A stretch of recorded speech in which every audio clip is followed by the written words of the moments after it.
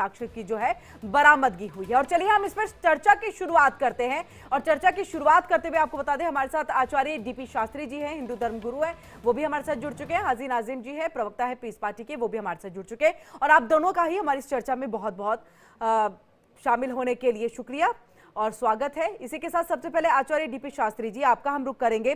देखिए, अब तक संभल के अंदर में खुदाई अलग अलग जगहों पर हो चुकी है और कई खुदाइयां हुई हैं, जिसमें कई सारे खुलासे जो है वो हो रहे हैं कि यहाँ पर जो साक्ष्य, जो सबूत जो मिल रहा है वो पूरी तरह से सनातन होने की बात को कबूल कर रहा है।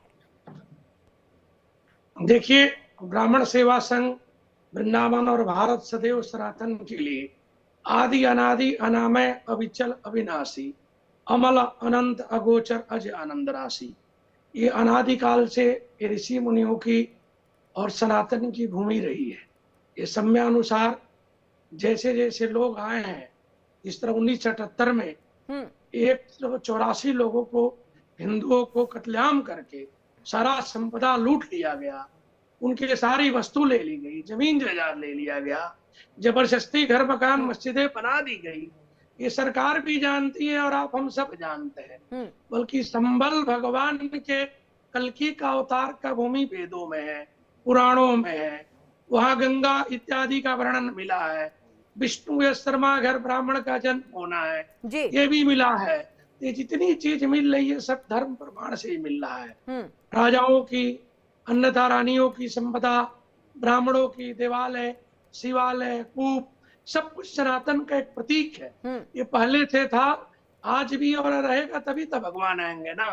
इसीलिए भगवान का आने का जो समय कलिकाल में निर्धारित है, उसके पूर्व कुछ ना कुछ ये सब मिलना ही है।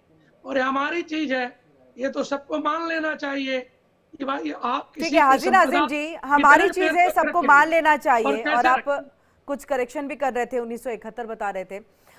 इसी के साथ आपसे ये भी हम समझना चाहेंगे हाजी नाजिम जी, क्योंकि देखिए हमने एक स्टिंग ऑपरेशन कराया इंडिया डेली की तरफ से, और टीम जो लेकर के साक्ष्य आई उस पर आपके साथ बातचीत भी चल रही थी।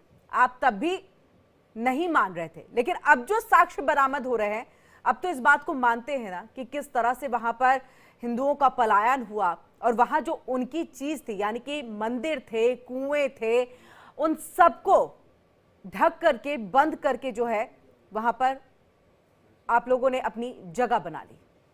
हाँ किरण जी, देखिए जिस तरीके से यहाँ पर जो संभल के अंदर खुदाई चल रही है, तो देखिए खुदाई तो देखिए पूरे भारत के अंदर होनी चाहिए, ताकि ये पता चले कि कहाँ कहाँ हमारे बुद्ध भाइयों के मंदिरों को तोड़कर नए मंदिर विस्थापित करे गए। तो बुद्ध भाई भी तो हमारे भाई है।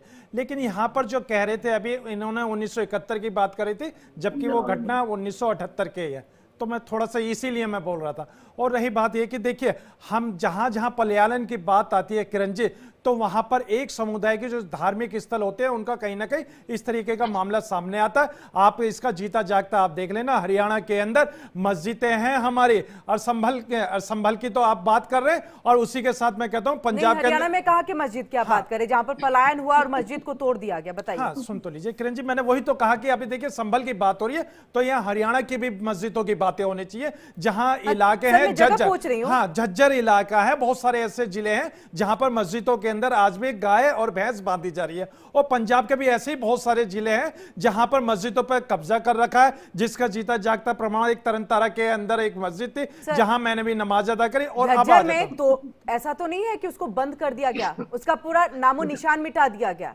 ये तो नहीं हुआ ना। वहां पर इबादत बंद हो गई होगी, तो इस्तेमाल हो रहा होगा, उसके आसपास में जैसे अगर जानवरों को जो है वो रखा गया होगा, संभवतः यही चीजें होंगी ना।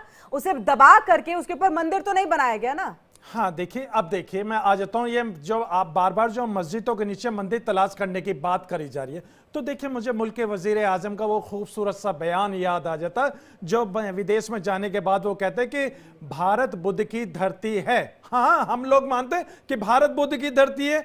अगर भारत बुद्ध की धरती है तो जाहिर सी बात है यहाँ पर बुद्ध के मंदिर भी हैं। तो बुद्ध के मंदिर है कहाँ? अगर उनका सारे मंदिरों का अगर सर्वे हो जाए तो पता चल जाएगा कि कितने बुद्ध मंदिरों को तोड़कर नए मंदिर बनाए गए। लेकिन बात आती है यहाँ पर हमारी मस्जिदों की। देखिए मस्जिदों के नीचे तो हमेशा ये कहते हैं कि हाँ ये मंदिर तोड़कर मस्जिद बनाई गई है, जिसका बात करते हैं, बाबरी मस्जिद की भी बात करी थी और देखिए यहाँ संभल की घटना की बात करी थी। तो किरण जी देखिए एक बात बड़ी मैं स्पष्ट करना चाहता हूँ कि जिस तरीके से बाबरी मस्जिद के बारे में भी कहा गया था, कहा गया था कि मंदिर तोड़कर मस्जिद बनाई गई, और इसी तरीके से संभल के अंदर भी कहा कि हरिहर मंदिर को तोड़कर यहाँ पर शाही जामा मस्जिद बनाई गई। लेकिन किस काल में बनाई गई? मुगल काल के अंदर। मुगल काल के अंदर हमारे गोस्वामी तुलसीदास जी मौजूद थे, उन्होंने कहीं पे भी इस बात का जिक्र नहीं करा कि यहाँ पर मंदिर को तोड़कर यहाँ बाबरी मस्जिद बनाई गई या यहाँ संभल के, सुन लीजिए डीपी जी, हरिहर मंदिर को तोड़कर शाही जामा मस्जिद बनाई गई। गोस्वामी तुलसीदास जी ने कहीं जिक्र नहीं करा। भाई हम गोस्वामी तुलसीदास जी को तो मानते हैं, क्या आप गोस्वामी तुलसीदास जी को काल्पनिक मानते हैं? क्या उनकी बात नहीं मानेंगे? भाई हम तो उनको वास्तविक मानते हैं, हम तो मानते हैं कि गोस्वामी तुलसीदास जी मौजूद थे, उन्होंने कहीं इस बात का उन्होंने जिक्र नहीं किया, इन सबूतों को क्या कहेंगे? उन्होंने अगर जिक्र नहीं किया तो ये सबूत तो सामने है ना सर। किरण जी क्या कहेंगे इसको आप? किरण जी देखिए जिस तरीके से यहाँ पर मंदिर की बात करी जा रही है, 46 साल पुराना मंदिर बताया जा रहा है, यहाँ पर किसी भी मुसलमान ने कब्जा नहीं करा। यहाँ पर रस्तोगी परिवार खुद ताला लगा के गया था और चाबी भी उसी के पास थी, उसने खुद ताला लगा के गया। क्यों गया? वजह पता है ना आपको? हिंसा हुई, और अगर कोई अपनी जगह छोड़ करके, ताला लगा करके अपनी जगह को छोड़ता है, आपको लग रहा है कि उसके मन में टीस नहीं होगी, दर्द नहीं होगा, और कहीं ना कहीं एक भय की वजह से उसको वो जगह छोड़नी पड़ी होगी?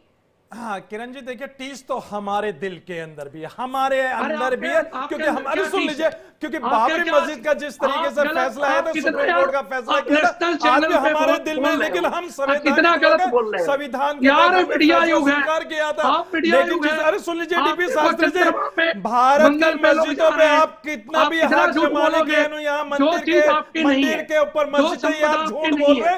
मैं ये कहता हूँ कि मस्जिद अपनी जगह है, सातों जमीन सातों आसमान में तामीर रहती है। मेरा मजहबी यकीना है, इस बात को मान लेना। लेकिन आप लोग जो सिर्फ मनुस्मृति की बात करते हैं, आप लोग कभी संविधान की बात नहीं करते। जिस दिन संविधान की बात पार्टी के प्रवक्ता हो और आप इस बात को झूठा मत प्रवेश करो।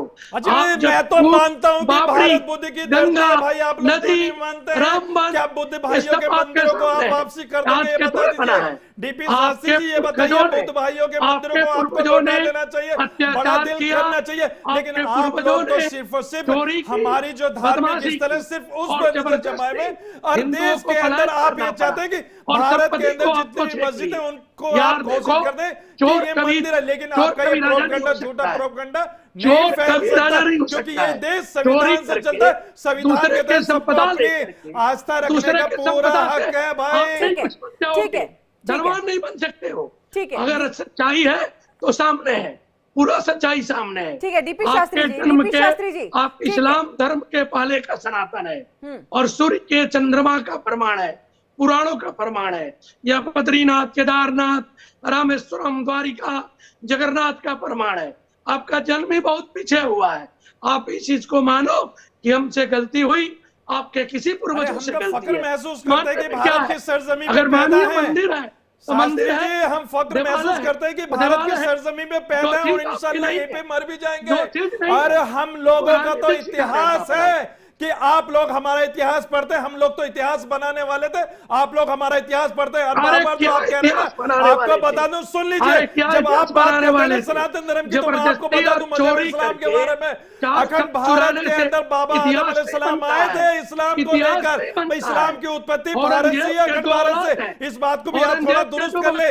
लेकिन आप लोग इस बात को नहीं मानेंगे क्योंकि आप लोग मनुस्मृति वाले हैं, आप लोग संविधान को मानने वाले नहीं है। जिस दिन आप लोगों संविधान को मान लिया, उस दिन आप देश के अंदर हमेशा भाईचारा कायम रखने की बात करेंगे। ठीक है हाजिर नाज़िम जी, डीपी शास्त्री जी, एक एक करके सर बातें रखेंगे ताकि हमारे दर्शक भी चीजों को समझ पाए। आप जो लगातार हाजिर नाज़िम जी इस बात को कह रहे हैं कि मनुस्मृति को मानने वाले हैं, जो आप बाबरी मस्जिद की बात कर रहे हैं, राम मंदिर की यहाँ पर बात हो रही है, तो एक संविधान के तहत, एक कानून के तहत ही तो है वहां पर प्रभु श्री राम का मंदिर जो है वो बना है ना, इस बात को आप मानते हैं ना? हाँ, देखिए 500 साल तक की लड़ाई वो रही, 500 साल तक की लड़ाई वो रही है जिसमें कानूनी तौर पर गए हैं सभी। फिर उसके बाद क्यों आपको नाराजगी आ रही? फिर बार बार आप क्यों उठाते हैं राम जन्मभूमि को लेकर के बातें? किरण जी देखिए, सुप्रीम कोर्ट ने दर्द है, सुन लीजिए, अभी भी जो संभल में सर्वे हो रहा है वो भी तो कोर्ट के आदेश पे था ना सर, वो भी तो कोर्ट के तहत ही तो सारी चीजें हो रही है ना।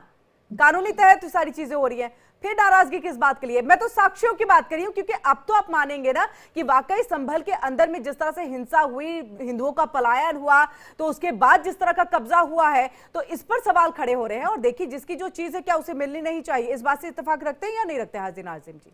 हाँ देखिए किरण जी, देखिए अभी आपने कहा जिसकी चीज है उसको मिलनी चाहिए। देखिए हम लोगों का भारत है, मुल्क हमारा है, तो देखिए हम अपने हिंदू भाइयों को अपने साथ रखते हैं, क्योंकि हम अपने हिंदू भाइयों से बेपनाह मोहब्बत करते हैं। तो हमने कभी अपने हिंदू भाइयों से ये नहीं कहा कि आप नेपाल चले जाइए, नेपाल कभी हिंदू राष्ट्र हुआ करता था, कभी हुआ करता था, आप चले जाइए। हम लोगों ने कभी इस तरीके की बातें नहीं करी। मतलब भारत हिंदू राष्ट्र नहीं था, भारत में हिंदू नहीं रहते थे? देखिए मैं क्या बात कर रहे हैं हाजी नाजिम जी? हाँ सुन तो लीजिए, मैं तो ये कहता हूँ कि हिंदू राष्ट्र का क्या भारत बोले, बना, कुछ पता ही ना नहीं। मुझे पता किरण जी, ना आपको पता, लेकिन मैं तो ये कहता हूँ कि आज का भारत है, यार, आज के आपको भारत पता के है। अंदर, सुन लीजिए शास्त्र आपको से, पता है। आज के भारत के अंदर हिंदू, आपको मुस्लिम, पता सिख, है। ईसाई सब है भाई भाई। आप क्या हम लोगों ने करते हो? अरे सुन आपको पता लीजिए, है। इसी अखंड भारत की बात मैं ये आपको सब कर रहा छोड़ दो। हूँ। आप लोग माफी ये सब- वीर है, मुझे पता ये है, सब अरे आप झूठा- लोग माफी वीर है, झूठा मुझे पत्थर पता है इस करना, बात की, लेकिन मैं आपको डिबेट एक पे चीज छोड़ बता दिया दूं करो। शास्त्री जी, सनातन हम लोगों की- ने ब्रिटिश हुकूमत को सनातन घुटने के टिका हो, दिया था, लेकिन सनातन आज जिस तरीके बचाओ। से आप कह रहे हैं अभी कि भी मंदिरों मौका के है। मस्जिदों के नीचे अभी मंदिर मौका तलाश है। कर रहे हैं, बड़े किसी होगे, हिंदू राजा ने सुखी आज तक रहोगे। कभी ये नहीं कहा कि जबरदस्ती यहाँ पर कुछ नहीं हिंदू होगा। मंदिर था, लेकिन आप जबरदस्ती लोग नहीं जबरदस्ती होगा। वहां पर मंदिर